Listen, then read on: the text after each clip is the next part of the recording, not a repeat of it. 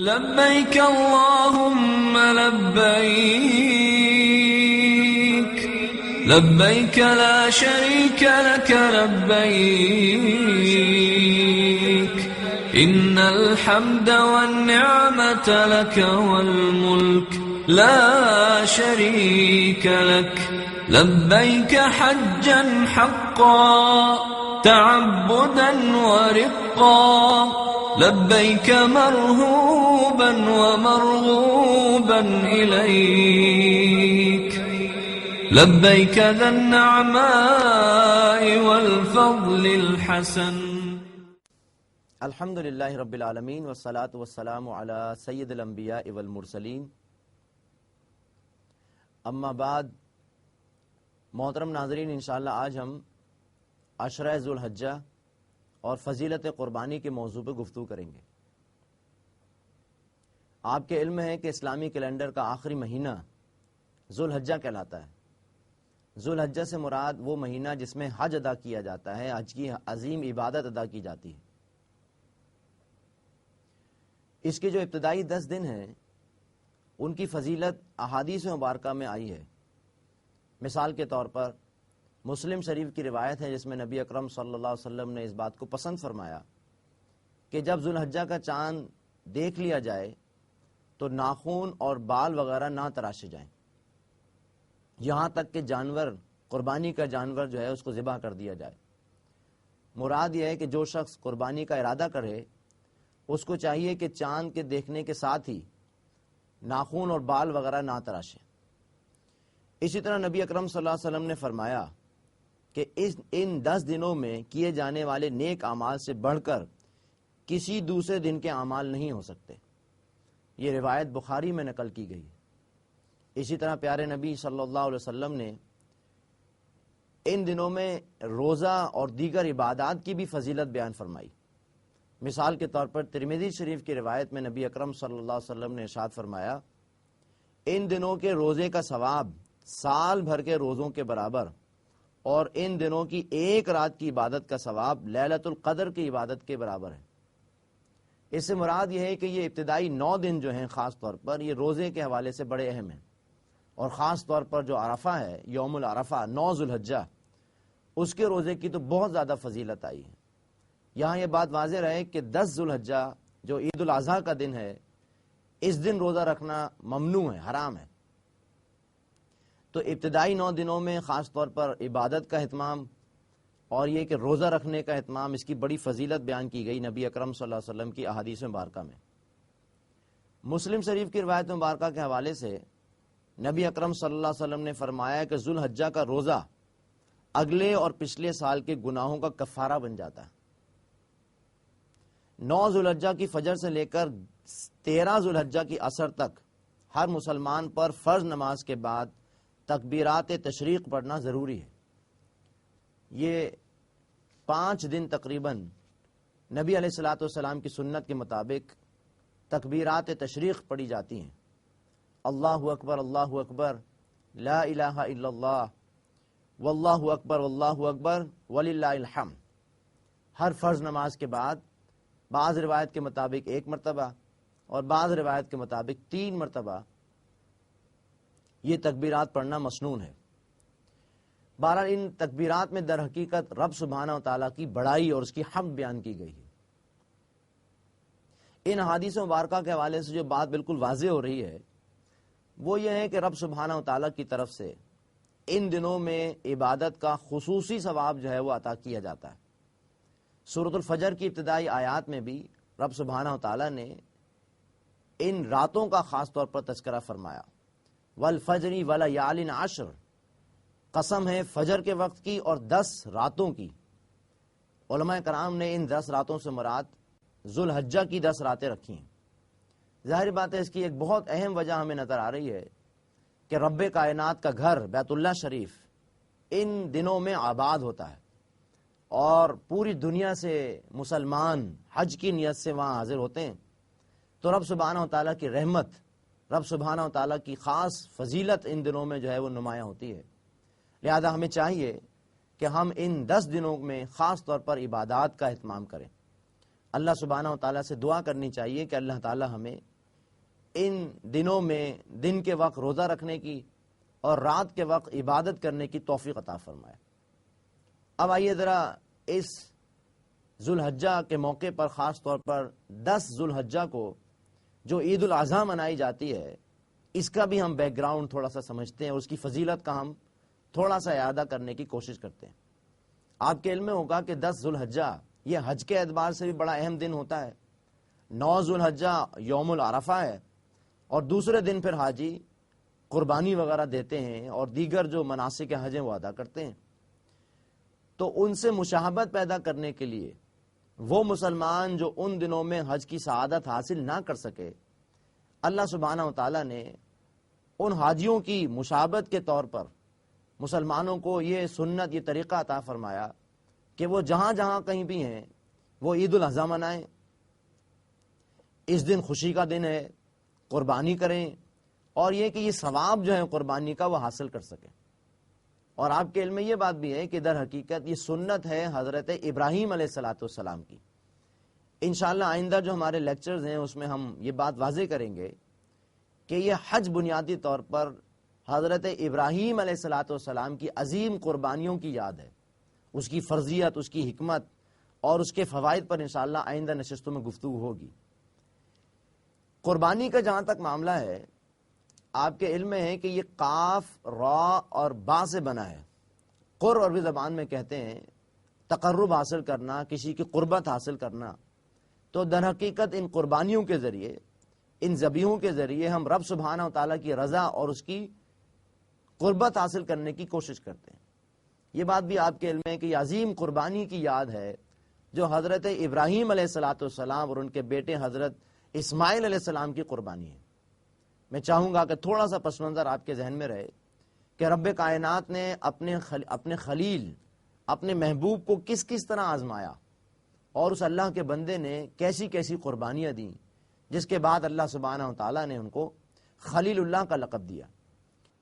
سورہ بقرہ میں اللہ سبحانہ و تعالیٰ ارشاد فرماتا ہے کہ جب ہم نے ابراہیم کو بڑی بڑی باتوں میں آزمایا اور انہوں نے ان تمام باتوں میں کامیابی حاصل کر لی، تو اللہ سبحانہ و تعالیٰ نے فرمایا کہ اے ابراہیم، اب میں تجھے لوگوں کا امام بنا رہا ہوں۔ امام الناس کا لقب دیا اللہ سبحانہ و تعالیٰ نے۔ لہذا یہ ذہن میں رہنا چاہیے کہ یہ امام الناس اتنا بڑا لقب حضرت ابراہیم علیہ السلام کو ملا، تو وہ کیا قربانیاں تھیں، وہ کیا آزمائشیں تھیں جن میں کامیابی حاصل کی حضرت ابراہیم علیہ السلام نے۔ بہرحال مختصراً عرض کیا جائے تو ہر نوعیت کی آزمائش آئی حضرت ابراہیم علیہ السلام پر۔ نظریاتی سطح پر عقیدہ توحید کے ماننے والے تھے، معاشرے میں شرک موجود تھا، لہذا زبردست قسم کا تصادم ہوا۔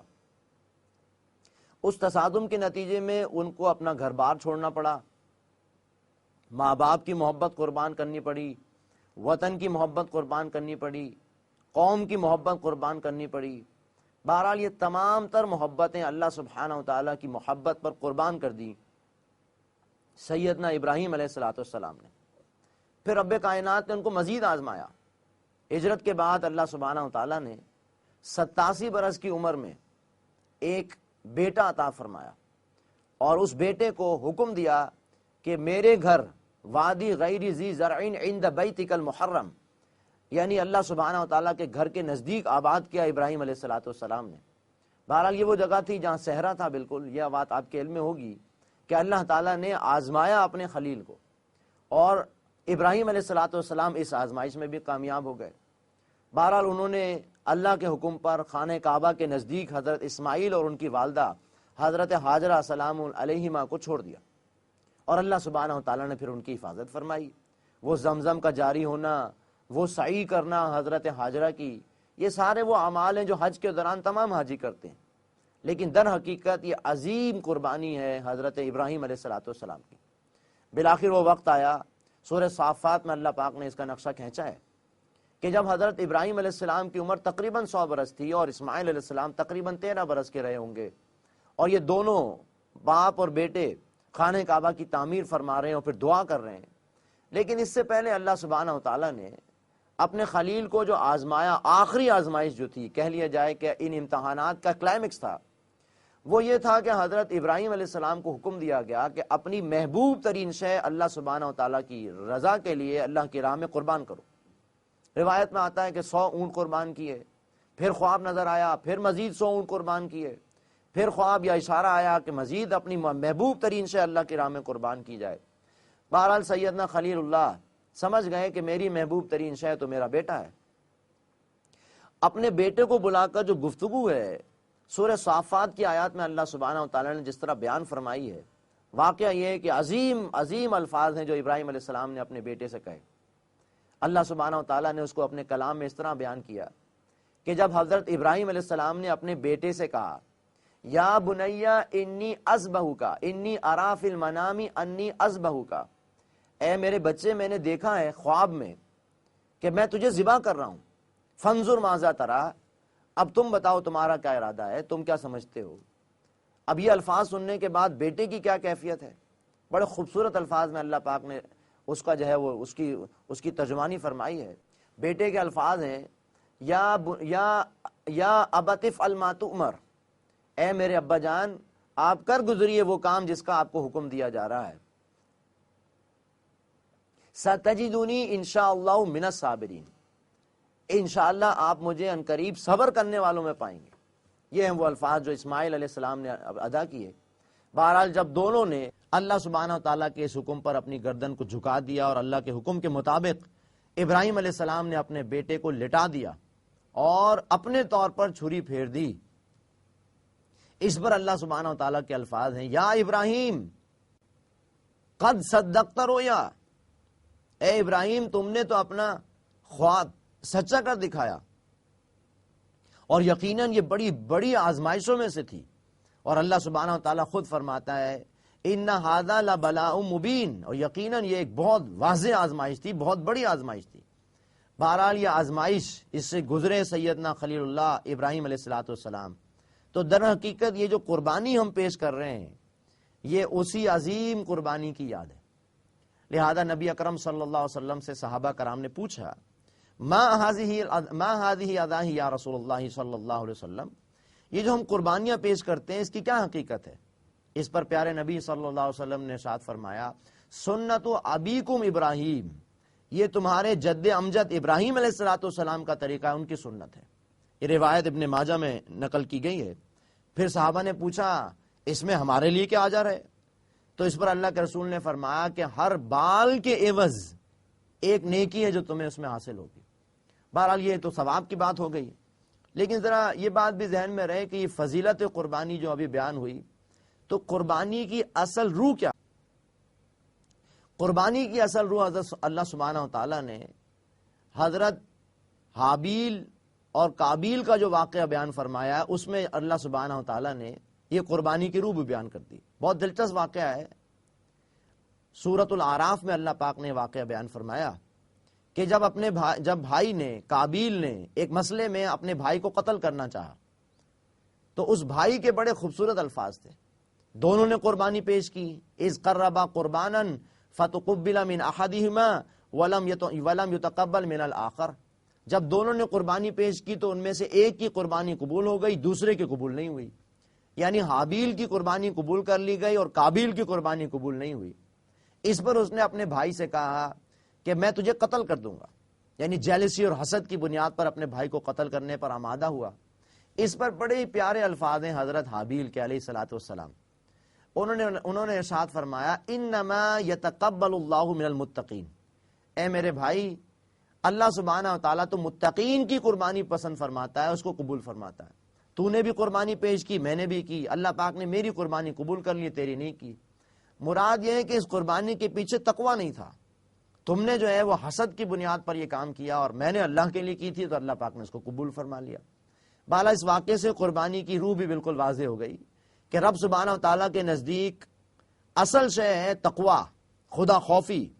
یہی بات اللہ پاک ارشاد فرماتا ہے سورہ حج میں لن ینال اللہ لحومها ولا دماؤها ولکن ینالہ التقوی منکم، ان قربانیوں کا نہ خون اللہ تک پہنچتا ہے، اسی طرح نہ اس کا گوشت اللہ تک پہنچتا ہے، بلکہ اللہ سبحانہ و تعالیٰ تک جو چیز پہنچتی ہے وہ ہے تقوی، کن حالات میں تم نے یہ قربانی پیش کی ہے۔ لہذا آج ہمارے معاشرے میں اس قربانی کا الحمدللہ ایک رواج تو ہے اور لوگ اس قربانی کو بڑے جوش و خروش سے کر رہے ہوتے ہیں، لیکن اگر غور کیا جائے تو اکثر و بیشتر یا تو لوگوں کے علم میں نہیں ہوتی یہ باتیں، یا خدا نہ خواستہ یہ کیفیت بھی ہے کہ اکثر و بیشتر ریاکاری اور دکھاوے کا معاملہ ہوتا ہے۔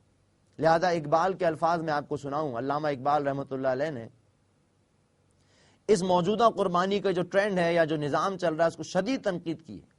بڑے خوبصورت الفاظ ہیں ان کے، رگوں میں وہ لہو باقی نہیں ہے، وہ دل وہ آرزو باقی نہیں ہے، نماز و روزہ و قربانی و حج یہ سب باقی ہے، تو باقی نہیں ہے۔ یعنی ہمارے اعمال سے للہیت ختم ہو رہی ہے، ہم وہ کام دکھاوے کے لیے، ریاکاری کے لیے کر رہے ہیں۔ لہذا بہت ضرورت اس بات کی ہے کہ ہم پورے شعور کے ساتھ سمجھیں اس بات کو کہ یہ قربانی کے پیچھے فلسفہ کیا ہے، حکمت کیا ہے، یہ تقویٰ کسے کہتے ہیں، اور قربانی چاہے چھوٹا ہی جانور ہو لیکن اگر اللہ کے لیے کی جا رہی ہو، اللہ کی رضا کے لیے کی جا رہی ہے تو قبول ہوگی، اور اگر دکھاوے کے لیے کی جا رہی ہے، اپنا اسٹیٹس سمبل شو کرنے کے لیے کی جا رہی ہے، تو رب سبحانہ و تعالیٰ کے نزدیک ان قربانیوں کو کوئی حیثیت نہیں۔ لہذا اللہ پاک سے دعا کرنی چاہیے کہ اللہ تعالیٰ ہمیں تمام اعمال صرف اللہ سبحانہ و تعالیٰ کی رضا کے لیے کرنے کی توفیق عطا فرمائے۔ اسی طرح فضیلت قربانی پر چند مزید احادیث مبارکہ کا ہم مطالعہ کرتے ہیں۔ ترمذی شریف کی روایت میں نبی اکرم صلی اللہ علیہ وسلم نے ارشاد فرمایا کہ ابن آدم کا کوئی عمل قربانی کے دن جانور کے خون کے بہانے سے زیادہ اللہ سبحانہ و تعالیٰ کے نزدیک پسندیدہ نہیں۔ مراد یہ ہے کہ جو قربانی کے دن ہیں ان دنوں میں رب کائنات کو سب سے زیادہ پسندیدہ جو عمل ہے وہ یہ ہے کہ وہ اللہ سبحانہ و تعالیٰ کے راہ میں جانور قربان کرے۔ اب یہاں دلچسپ بات یہ ہے کہ ایک شخص ہے جو صاحب استطاعت نہیں ہے، اس کے پاس قربانی کے پیسے نہیں ہیں، تو نبی اکرم صلی اللہ علیہ وسلم نے ان لوگوں کے لیے بھی کہ جو صاحب استطاعت نہیں ہے، جن کے پاس قربانی کا جانور مہیا نہیں ہے یا اس کے پیسے نہیں ہیں، ان کے لیے بھی اجر و ثواب کے حوالے سے بڑی خوبصورت حدیث مبارکہ ارشاد فرمائی۔ ابو داؤد کی ایک روایت میں نبی اکرم صلی اللہ علیہ وسلم ارشاد فرماتے ہیں کہ وہ لوگ جو قربانی کا جانور ذبح کرنے کی استطاعت نہیں رکھتے ان کو قربانی کا ثواب اس طرح مل سکتا ہے کہ وہ ذوالحجہ کا چاند نظر آنے کے بعد عید کے دن تک اپنے ناخن اور بال نہ تراشیں۔ مراد یہ ہے کہ دل جوئی کی گئی ہے ان لوگوں کے لیے کہ جو چاہتے تو ہیں قربانی پیش کرنا لیکن اللہ پاک نے وسعت نہیں رکھی، لہذا ان کو بھی اس قربانی کے اجر و ثواب سے محروم نہیں کیا نبی صلی اللہ علیہ وسلم نے۔ بہرحال ایک اور حدیث مبارکہ میں جو مسند احمد میں روایت کی گئی ہے کہ اگر ایک شخص استطاعت کے باوجود قربانی ادا نہیں کر رہا تو ایسے شخص کے لیے بڑی سخت وعید فرمائی نبی اکرم صلی اللہ علیہ وسلم نے۔ آپ علیہ الصلوۃ والسلام نے ارشاد فرمایا جو شخص وسعت رکھتے ہوئے قربانی نہ کرے وہ ہماری عیدگاہ میں نہ آئے۔ اب ذرا سوچئے کیا بات ارشاد کی گئی کہ وہ شخص جو وسعت رکھنے کے باوجود قربانی نہیں پیش کر رہا اسے ہماری عیدگاہوں میں نہیں آنا چاہیے۔ ظاہری بات ہے اس کا مفہوم یہی ہے کہ در حقیقت اللہ پاک نے اس کو موقع دیا، استطاعت دی، پھر بھی قربانی نہیں کر رہا تو اسے نماز بھی نہیں پڑھنی چاہیے، اسے ہماری عیدگاہوں میں نہیں آنا چاہیے۔ بہرحال یہ تمام احادیث مبارکہ اس بات کی طرف توجہ دلا رہی ہیں کہ قربانی کے دنوں میں پسندیدہ عمل یہ ہے کہ ہم قربانی پیش کریں، اور جیسے ابھی آپ کے سامنے آیات اور احادیث مبارکہ کے حوالے سے بات بالکل واضح ہو گئی کہ در حقیقت یہ عظیم قربانی حضرت ابراہیم علیہ الصلوۃ والسلام اس کی یاد ہے، اس کی سننا ہے جو ہم ادا کرتے ہیں۔ اب آئیے آخر میں اس قربانی کا ایک اور جو ایسپیکٹ ہے اس کو بھی ہم سمجھنے کی کوشش کرتے ہیں۔ دیکھیے ان دنوں میں الحمدللہ ہم قربانی کے جانور پیش کرتے ہیں، رب سبحانہ و تعالیٰ کی رضا کے لیے قربانی پیش کرتے ہیں۔ یہ در حقیقت اس بات کی ریہرسل ہے، اس بات کی ایک مشق ہے کہ اگر کبھی موقع آیا اللہ سبحانہ و تعالیٰ کی رضا کے لیے، اللہ کے دین کے لیے، تو ہم اپنا سب کچھ اللہ سبحانہ و تعالیٰ کی راہ میں قربان کرنے کے لیے بھی تیار ہیں۔ بڑے خوبصورت الفاظ ہیں نبی اکرم صلی اللہ علیہ وسلم کے کہلوایا گیا آپ علیہ الصلوۃ والسلام سے، قل ان صلاتی و نسکی و محیای و مماتی للہ رب العالمین۔ اے نبی صلی اللہ علیہ وسلم آپ کہہ دیجئے کہ یقیناً میری نماز، میری قربانی، میرا جینا اور مرنا اللہ سبحانہ و تعالیٰ کے لیے۔ اب دیکھیں اس آیت مبارکہ میں 4 باتیں جمع کی گئی ہیں، غور سے ذرا سنیے۔ نمبر 1 میری نماز، نمبر 2 میری قربانی، نمبر 3 میرا جینا اور مرنا اللہ سبحانہ و تعالیٰ کے لیے۔ اب جینا مرنا اللہ سبحانہ و تعالیٰ کے لیے سے کیا مراد ہے؟ مراد یہ ہے کہ رب کائنات نے ہمیں ایک دین دے کر اس دنیا میں بھیجا، اللہ پاک نے ہمیں اس دنیا میں اپنا خلیفہ بنایا، اور رب کائنات یہ چاہتا ہے کہ دنیا میں عدل قائم ہو، انصاف قائم ہو، ہر شخص کو اس کا حق مل رہا ہو۔ بعض اوقات دنیا میں ایسے حالات ہوتے ہیں کہ رب سبحانہ و تعالیٰ کی بات، بڑائی اس کی جو بات ہے وہ نہیں مانی جاتی۔ مثال کے طور پر فرعون آیا، فرعون نے خود خدائی کا دعویٰ کیا۔ آج کے دور میں یہ پورا کا پورا باطل نظام اس بات کا دعویٰ کر رہا ہے کہ رب کائنات رب نہیں ہے، بلکہ رب جو ہے وہ کوئی اور ہے۔ لہذا اس بات کی شدید ضرورت ہے کہ ہم اس بات کو سمجھیں کہ ہمارا جینا اور مرنا اس کام کے لیے ہو کہ رب سبحانہ و تعالیٰ کی بڑائی ہو، رب سبحانہ و تعالیٰ کا دین نافذ ہو۔ جیسے ہم عید کی نماز پڑھنے جاتے ہیں تو اللہ اکبر کہتے ہیں، نماز میں اللہ اکبر کہتے ہیں، قربانی کرتے وقت بسم اللہ اللہ اکبر کہا جا رہا ہوتا ہے، تو یہ اس بات کی علامت ہے کہ اللہ سب سے بڑا ہے۔ لہذا اللہ سبحانہ و تعالیٰ جہاں قربانی کے وقت اللہ اکبر کہا جا رہا ہے، اذان میں اللہ اکبر کہا جا رہا ہے، عبادات میں یا نماز کے وقت اللہ اکبر کہا جاتا ہے، اسی طرح پورے کے پورے نظام میں بھی رب سبحانہ و تعالیٰ کا حکم چلنا چاہیے۔ عدالت میں بھی فیصلے اللہ سبحانہ و تعالیٰ کے احکامات کے مطابق ہوں، تب اللہ سبحانہ و تعالیٰ بڑا ہے، یہ اللہ کی بڑائی مانی گئی۔ ہم اللہ اکبر کہتے رہتے ہیں اذان میں بھی اور نماز میں بھی اور قربانی کے وقت بھی، لیکن ذرا خود غور کیجئے، کیا رب سبحانہ و تعالیٰ کو بڑا مانا جا رہا ہے؟ کیا عدالت میں فیصلے اللہ کے احکامات کے مطابق ہوتے ہیں؟ ہماری عدالتوں میں اللہ بڑا ہے یا انگریز بڑا ہے؟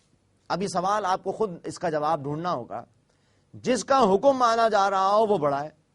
اللہ تعالیٰ حکم دیتا ہے من لم یحکم بما انزل اللہ فاولئک هم الکافرون، جو اللہ سبحانہ و تعالیٰ کے نازل کردہ کلام کے مطابق فیصلے نہیں کرتے وہی تو کافر ہیں۔ اب ذرا خود سوچئے کہ ہماری عدالت میں اگر اللہ کے احکامات کے مطابق فیصلے نہیں ہو رہے تو یہاں کون بڑا ہے؟ اللہ اکبر ہے یا انگریز اکبر ہے، یا انگریز کا دیا ہوا نظام اکبر ہے؟ لہذا یہ جینا اور مرنا اس کام کے لیے بھی ہے کہ ہم اللہ سبحانہ و تعالیٰ کے دین کو نافذ و قائم کرنے کی کوشش کریں، اور اس جد و جہد کے درمیان نماز بھی پڑھنی ہے۔ نماز ہمیں اس پوری جد و جہد کے دوران ممید و معاون کا کردار ادا کرے گی۔